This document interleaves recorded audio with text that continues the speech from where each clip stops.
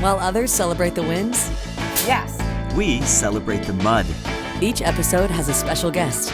Tony-nominated actress, Broadway's Lily Cooper. Tashir Zameda. David A. Gregory. Getting messy with muddy topics. We are going to be talking about grief journey. With hilarious moments Now get over here. And deep conversations. I'm ashamed to even admit this, but this is what happened.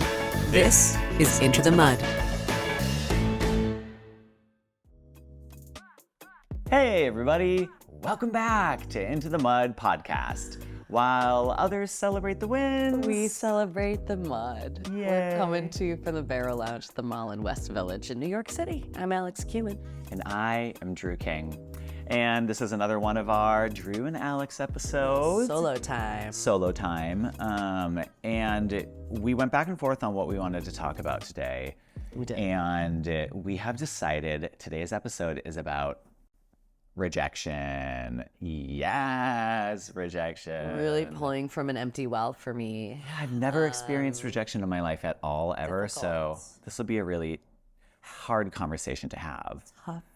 Just kidding. Do you want to kick it off or do you want me to kick it off? Okay. Yeah, go. Let's go.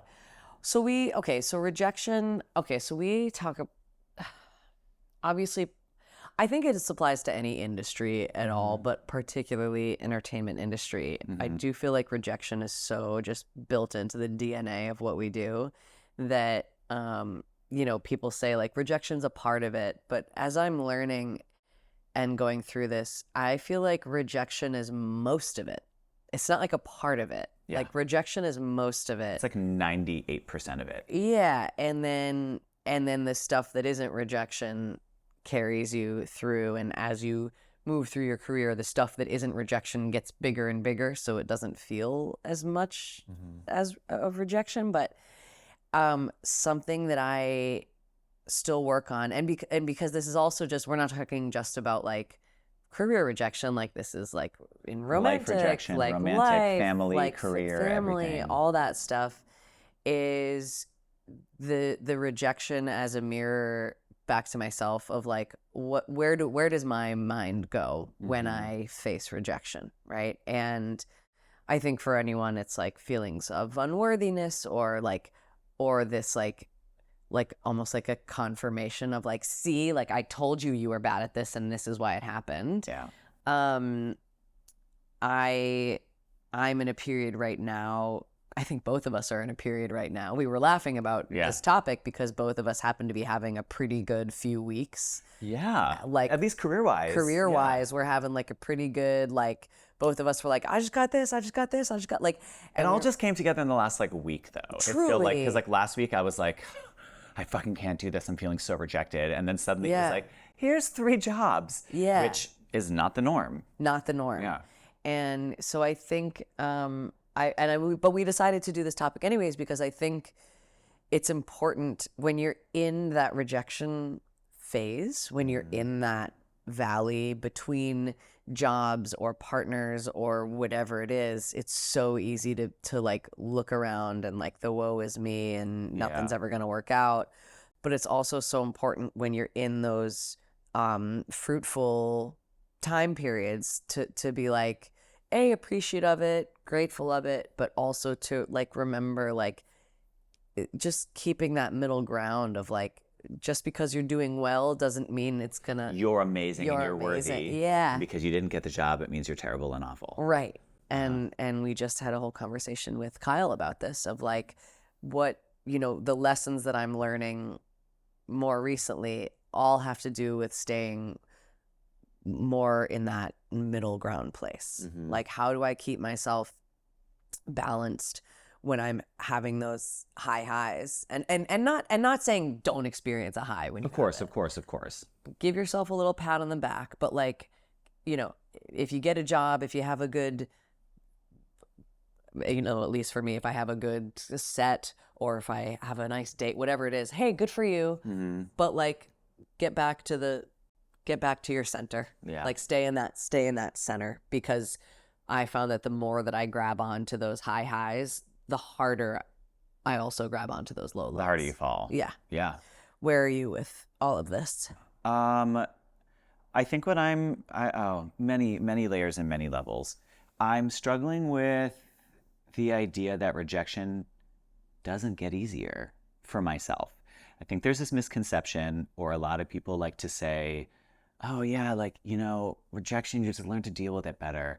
And you can let it roll off your shoulders. It's not happening for me, because the way that I view rejection is it's compounding now. So now instead of it's not one rejection, it's one rejection on top of all the other rejections that came before it, which is I felt like I had such a much thicker skin when I was younger, that I was able to not get a job or get rejected from a guy or experience some sort of other rejection.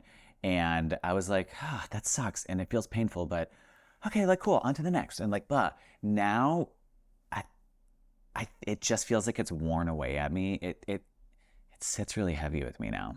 Do you think that has to do with aging as well, or feeling like you don't have, like, in your youth, you're still young. We are very young, and I'm going to say that very confidently.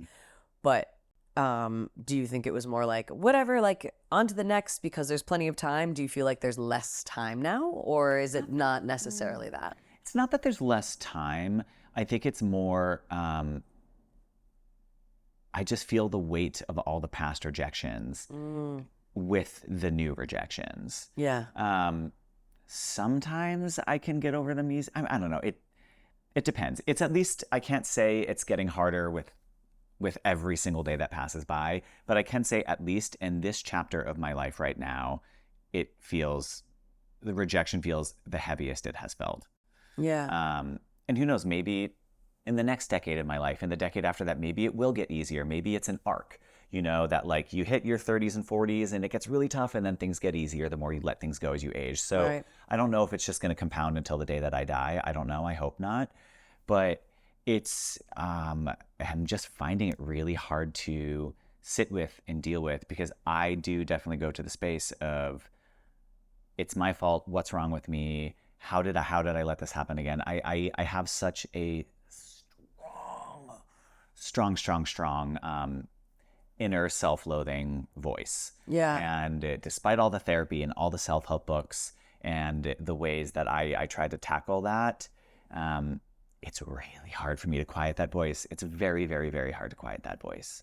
I deal with such a similar thing, and I think it's way easier to quiet that voice when the jobs are coming and when you can be like, oh yeah. But then when you're in that dry period, when you're in the financial crisis, when you're in, like, that's getting out from under that, like, avalanche of negativity is so hard. And I totally get that. And it is frustrating when you feel like you're making strides with that stuff, when you feel like you're like, oh, I'm better than because I for sure will say I am I am so much better now with my negative voice than I was, honestly, like 2 years ago, 3 years ago. Great. For sure better than I was 10 years ago. What was the shift for you? A combination of therapy, journaling, microdosing, and taking action on living within my values, living, I like, and I'll expand on that. That's kind of nebulous. So like, I think part of my self-loathing, like the root of it, or a lot of what I would come back to is like you're not good enough, right? Yeah, this bucket of like, okay, sure, Yeah. like according to who. But what I noticed is that a lot of that would come up when I was doing stuff that was leading me away from what I knew I wanted to be doing, right? Oh, interesting. So like drinking, for one. Like now, like taking periods of time off of drinking is a thing. Like I notice my negative self voice is just like in the trunk of the car when I take stretches off. Really? Moving to New York was a really big thing for me, of like finally being like, yeah, you go do the thing. Do the Like thing. you keep talking about doing the thing, but you're not acting on doing the thing. And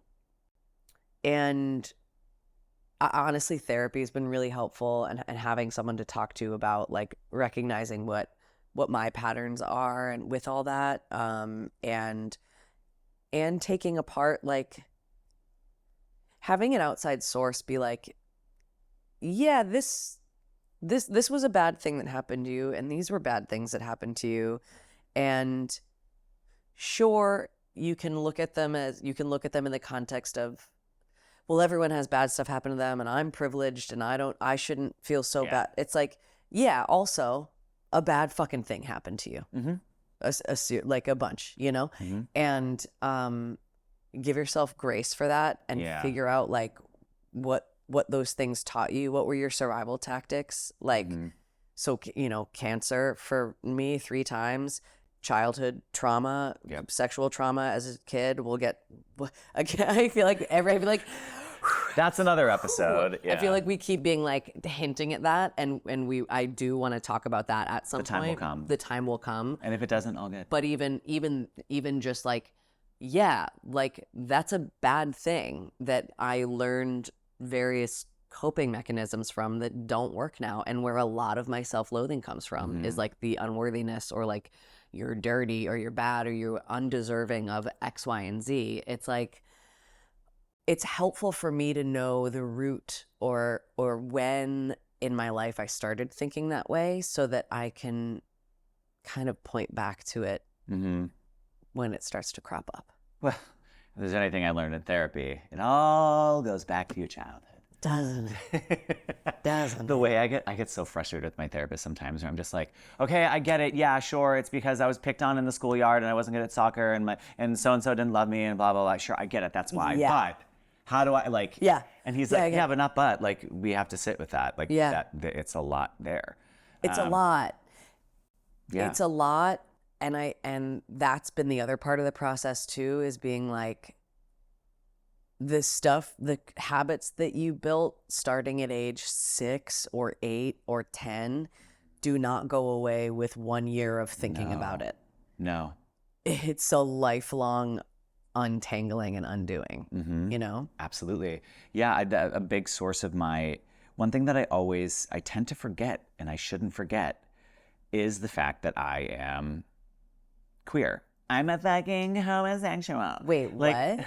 I know, sorry, don't tell my girlfriend. You're gay? Not at all. But like being a big homo, and we talked about this in other episodes, but my therapist has to remind me about it almost every single week, where I'm like, but why do I feel this? Why do I feel like I feel rejected? Why do I feel like I don't belong? Why do I feel like I'm not enough? And it is because, or a significant portion of that is me having to navigate the world not as my authentic self, because I was trying to hide. I was hiding as a kid all the way through until when I came out. And then even once I came out, it's just been a massive undoing since I was 16 of trying to figure out, who am I? How do I actually navigate in the world? What do I actually want? What actually makes me feel good? And it comes up all the fucking time, still to this day. Like I did this big road trip, and there was a big part of me that I was like, my tire exploded, and I was like, oh my God, I'm gonna have to deal with it. Like I found myself being like, yeah, bro, to the mechanics. And when the police officer came, I was like, yeah, man, I'm just on this road trip. Like I went back to like trying to be little Drew who didn't want anyone to know that he was gay. I had like my little pearl bracelet and I took it off. I'm 37, turning 38 this year, and I'm still trying to reconcile my sexuality in some capacity, or it still is a thing that makes me feel nervous and othered, which is odd because I do feel deeply proud to be the person that I am. But the trauma of living that other existence as a kid is still with me every single day in almost all of my interactions, always. And that brings shame and rejection. And we live in a hostile environment. New York City, not so much. But when you're on a road trip in Montana or wherever you were, Idaho, Nevada, Colorado, and your tire explodes and you're alone, of course you're gonna feel nervous. Like like I'm not at all surprised that you're like still grappling. Like I think about that all the time, especially like just what the difficulty of just like having to feel like you have to, I mean, I know a little bit about like hiding pieces of yourself when you're growing up, right? But not in that context, and to feel we don't live in like a kind society for queer people at all. It's just starting to get a little better. But in our lifetime, I mean, like it just became not okay to be like, that's so gay. Yeah. You know what I mean? That was like the thing. So I think that's such an important thing to realize. And it's on a different plane when I feel rejected with like comedy, or I leave the stage in Las Vegas and I'm like, man, they just did not like me as much as those other people. It must be because I'm not as funny. And it's like, okay, maybe that's one reason. Or also, people still hate women. they do. Yes. People still hate women. Yes. Not just in comedy. Another abortion joke. And it's like, I will keep shoving those abortion jokes right down your throat. But not just in America hates comedy. women. Like And the women in world. America hate women. The women exactly. So it's like there are absolutely societal and environmental factors that add to the internal stuff that's already a fucking tornado of whatever.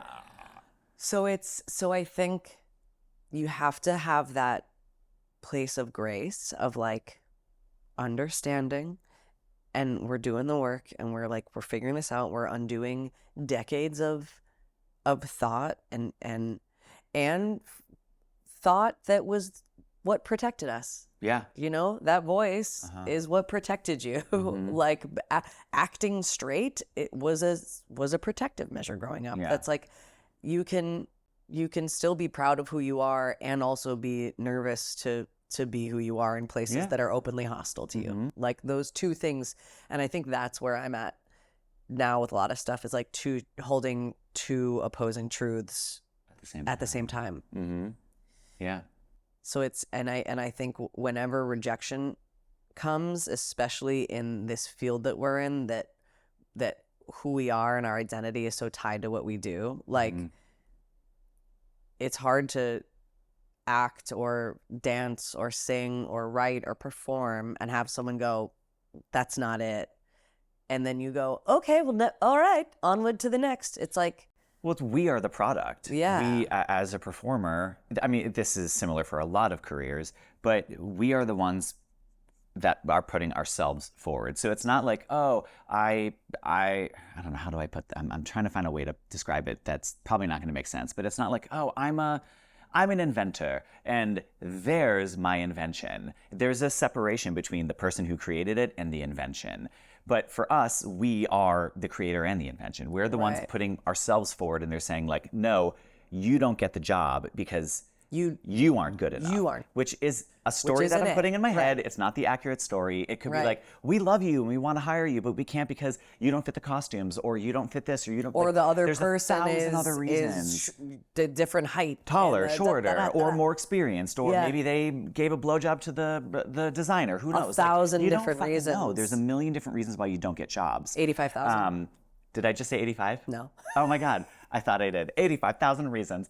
But it's really, really painful when you're putting yourself forward because you are the instrument, you are the craft. Yeah. There's not really a break or a delineation between who, like the craft and the person. So you do take it personally. I take it deeply personally, and everyone's always like, oh, God, when older people in the business are just kind of like, you know what, you just can't take it personally, and I'm like, fuck you. I'm like, it is impossible not to take it personally.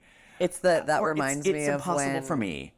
I'm the same. It reminds me of when I was going through any of my cancer stuff, and the period of waiting between when you get a test and when you're waiting for the results. And people would be like, well, you know, you can't catastrophize. You can't until you know. You can't overthink it. It's like, you can't. Yeah. That's the only What thing do you I know how to think do. I'm gonna do? What, are you out of your mind? Yeah. Like, it's the same thing. You can't take it personally. That's not a helpful piece of advice, Yeah. I don't think, is you can't do that. It's like, I understand that is not that, like, healthy way to do it, or maybe that's not the most helpful thing, but what's the alternative? Offer me an alternative to you can't do that, because I am doing it. I am taking it personally. I am feeling bad about myself. I am frustrated. I am burnt out. I am feeling it more every time it happens. The burnout that comes along with it and the frustration also makes it even worse. Yeah. Like, and the lack of logic that comes with rejection. We as human beings want to be able to be like, we are rejected because of XYZ. We want to find out a way, but it's never clear. There's always 85,000 layers of nuance. There's so much more going on that we are unaware of, but all we can do as human beings is build a story in our head to try and make some logical sense out of what has happened or why the cards fell the way that they fell. And sometimes we don't get that answer too. That's what I'm most like, of the time you don't. most of the time we don't. Like, most of the time, like, you send in a thing and then you never hear back. I have an example of that though. There's two things I want to talk about. But yeah, sometimes you never get the answer. But sometimes every once in a great while you do. For instance, there was a guy that I was dating, this is like years ago. There was a guy that I was dating, everything seemed to be working well. Like, I was like, oh, like, it feels like there's a lot of green flags here. Yeah. But then, like, they kind of just started falling out of communication. And I was like, what is happening? Like, it felt like everything was aligning here. Yeah. I don't understand. Yeah. And then I was thoroughly disappointed by the way things fell out. You know, it never went anywhere. Yeah. And then, like, a few years later, this person now has like a wonderful committed partner and they're happy. And like, even though I had fully gotten over that ghosting, fallout, breakup situation, I went to the place of like, well, why wasn't I good enough? Why is that new partner good enough? I don't understand.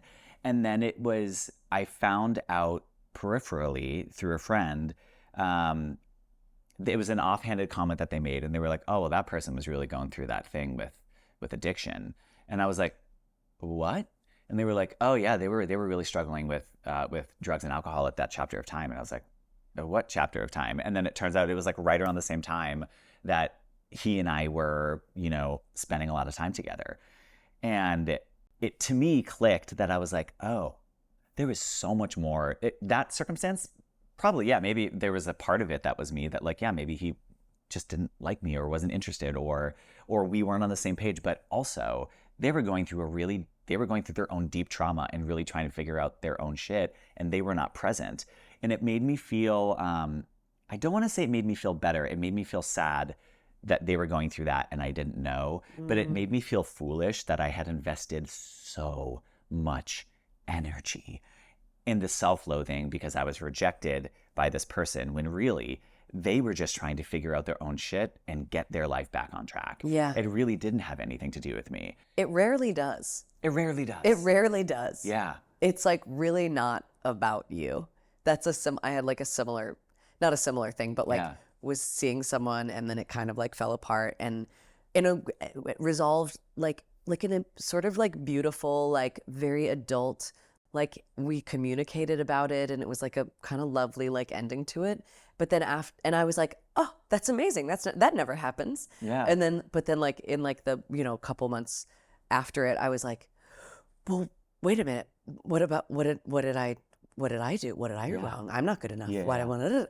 And you just start to spiral. And then I've just noticed like with that, I'm like, the more airtime I give it, the worse it gets. It does. And so I really have been trying to just be like, just accept that that's done. Mm-hmm. And when you start to think about it, just try not to. Like, again, it's just this practice of like, just think about something else. Like, just replace thinking about that with something else, which is way easier said than done, especially when you're like in it. But now I feel so much like, even as simple as like, oh, unplug from like social media, stop following this person or stop like whatever it is, like just cutting off the air supply to this concept or idea or failure or person who you think is rejecting you or doesn't think you're good enough. It's like we just, what we create in our minds is always so much bigger. So much bigger. Yeah. And it's not helpful to build up those stories, but we as human beings are storytellers. Yeah. And it happens. You Yeah. can't stop it. So I'm trying to find a way to not give airtime to it, but it's still really challenging. In regards to rejection, though, another thing that I am feeling right now is I forget that being in New York City, being in entertainment, two of those factors already carry tons and tons and tons of opportunities for rejection. And I do forget that the amount of rejection, I'm not being like, poor me, woe is me, but I have to reframe the reality that it is not normal the amount of rejection that I, in my individual life, have to go through on a daily basis. And especially as a performer. And yes, everyone has to deal with like lots of rejection coming from different angles. But if you have a stable job and you've had that job for quite a long time, yes, maybe you're submitting, resumes for first rounds of interviews and you're not getting them, and that is rejection and that is upsetting. But we're doing it exponentially. Like we're doing it on the daily. I'm getting 2 and 3 rejections. If I'm going to dance class and I'm seeing that someone can do 5 pirouettes and I can only do 3 pirouettes, that's a rejection. Like there is, and like, cause I'm also staring at myself in the mirror in a dance class being like, okay, like I gotta pull up here, gotta do this, change everything. So, and that in itself is also comes with feelings of rejection of like, I'm not good enough. And then dating, dating in New York I City. literally I'm giving up after like 6 months of barely dipping my toe in. I'm like, a nah, fucking I'm shit good. show. Yeah. The rejection in dating. And I have to also acknowledge I am on both sides of the coin. I have, without realizing it, I have been rejecting people. And then also on the same side, I'm getting deeply rejected from other people. And I'm like, is it just, you just wade through this pool of rejection until like you get the job, or you wade through the pool of rejection, or you get the husband or the wife? Because I'm definitely looking for a wife. Kelly. But I'm having a really hard time holding multiple heavy rejections at the same time. I think that's why it feels like it's compounding to me. I sound so negative in this episode. No, but it's realistic I because don't I have plenty of joy. I'm also confident sometimes, yay. But like my arms are tired. Yeah. I'm holding all this bucket. Your full. strong arms. My strong, manly, strong, for masculine, Kelly. manly Masculine. arms to pick up my wife but yeah, twirl her around. I'm just like, I think holding that many rejections, I'm exhausted. And then when another one comes along, I'm like, my arms, I'm gonna drop them all. I can't hold them anymore. Do you find, because something that has been helping me is I'm really like this idea of like reframing has been like really coming up a lot for me lately, of like, rather than looking at it as like rejection, looking at it as redirection, or that wasn't the door you were supposed to walk through anyways.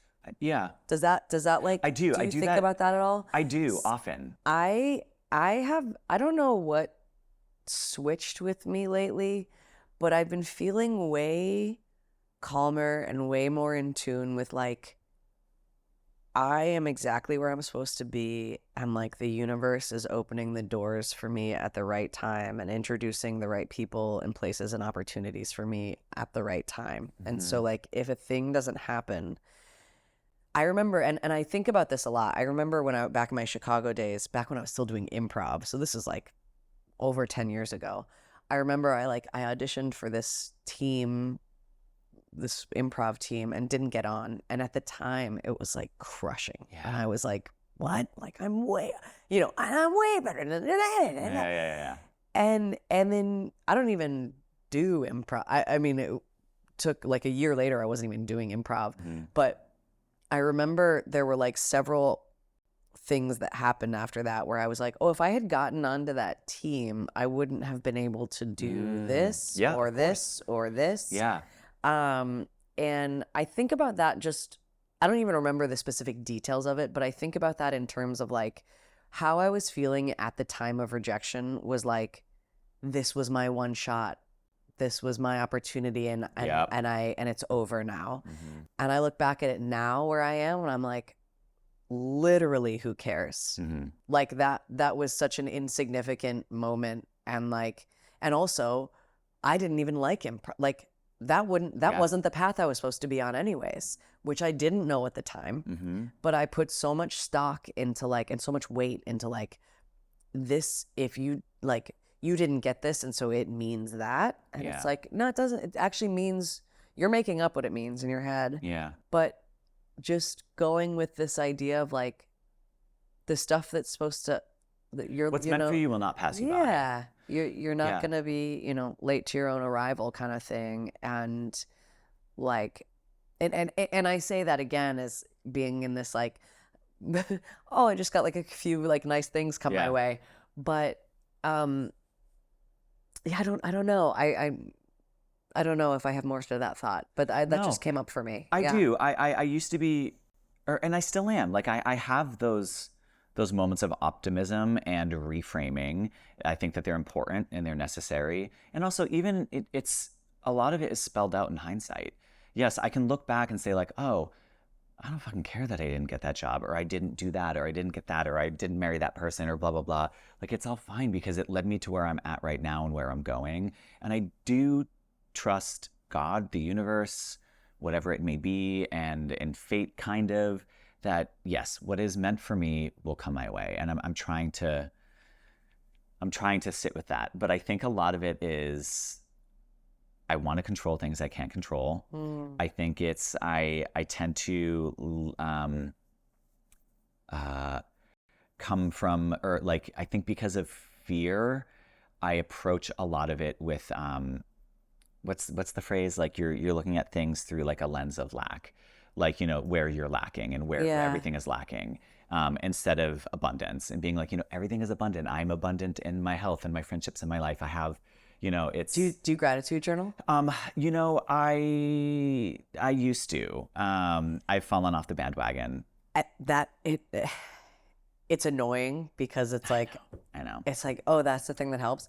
But I bought a journal, and I just write a little paragraph every day. I don't do it because what was not working for me was write a page every day about a paragraph, and it's literally the way the light is shining through the window right now is really beautiful. Yes. Or I don't have cancer today. Yeah. Big one. Yeah.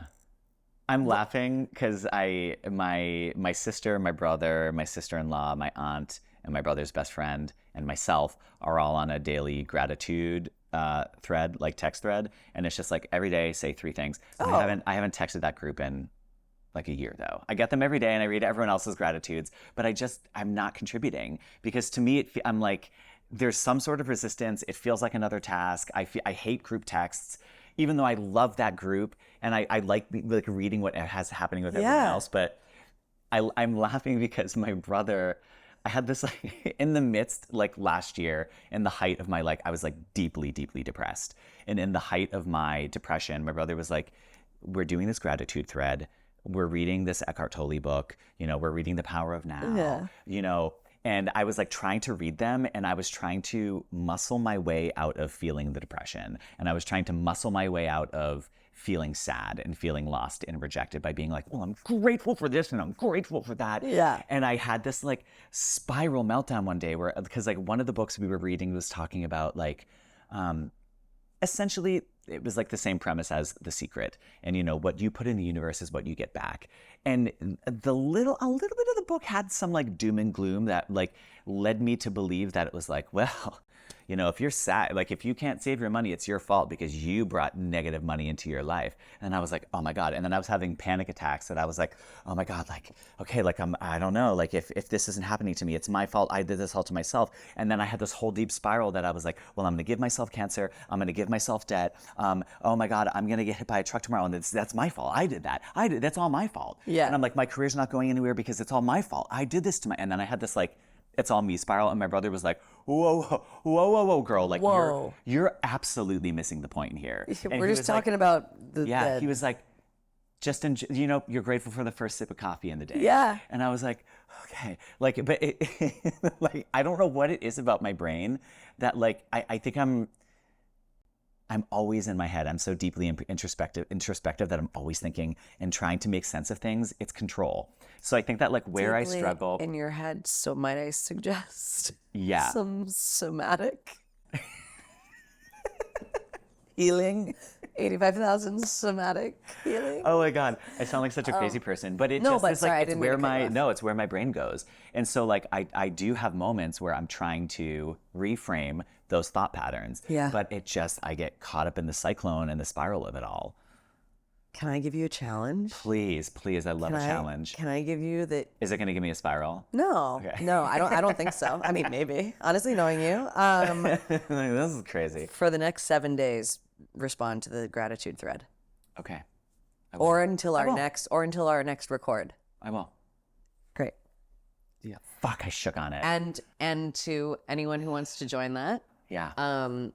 uh, Comment, like, and subscribe. comment. What are you grateful for? comment, like, subscribe, whatever you're grateful for, or just journal, or just jot something down in the morning, or in a notes thing in your phone. And it can be as simple. I think gratitude too can sometimes feel overwhelming because it's like you're like there's so much, and then it almost feels paralyzing. Yeah. But it truly is like grateful for the first sip of coffee in the morning, grateful to have a access to drinking water, grateful to have legs that take me to where I need to go. Everything. Like truly everything. Yeah. Grateful for the sound of the birds this morning. Like it can be as small or big as you want it to. Yeah. But it does trigger that positive, abundant thinking in your mind that really starts to.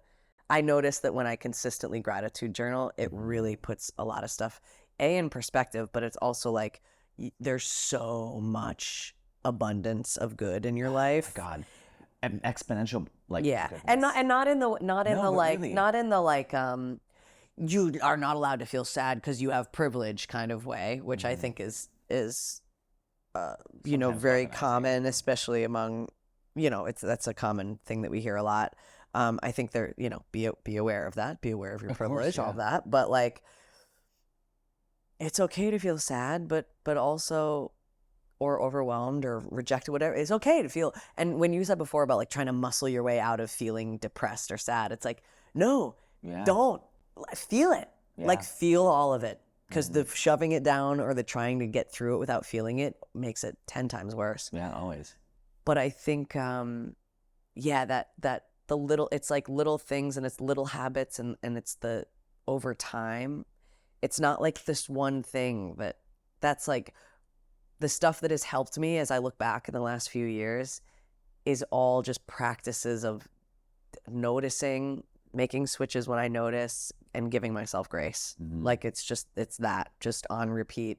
And not even like on repeat every day, like on repeat every 5 minutes. Like on repeat, like the moment I wake up to the moment I went to bed for many years was just like, you are bad. You are dirty, unworthy, don't do whatever, XYZ, fill in the blank. Yeah. So it wasn't like, oh, this like intrusive thought happens once a day. It was like a nonstop Yeah. sunrise to sunset. So it's like, give yourself time to get out of that cycle. I'm trying. I tried. Yeah. Yeah. I was going to butt it. I always do it. This is what my therapist has to deal with. I'm always like, I totally hear you. Totally. But, And then he's like, oh my God, like you didn't hear anything I just said. I'm like, no, I did, but. you did. You're doing great. You're doing great. Thanks, baby. You are too. Thanks. But yeah, we both are. I think I let the rejection consume me more often than I needed to. Yeah. Because I want logic and reason, and there is not a lot of logic and reason that comes along with rejection. No. It's that getting comfortable with the unknown too, which is like, is really that's hard. a really hard one. Yeah. But I think that does it for us. Yeah. What are some of your like favorite rejection resources other than activities? Like what are resources that like, if you felt deeply rejected right now, you wanted a job, stuff would that you I do? do. Where would you go?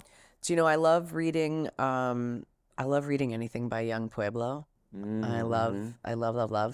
I unplug from social media because that only makes it way worse. Feels the fire. I move my body. I'll go run. I will go box or do yoga or do something to get me back grounded.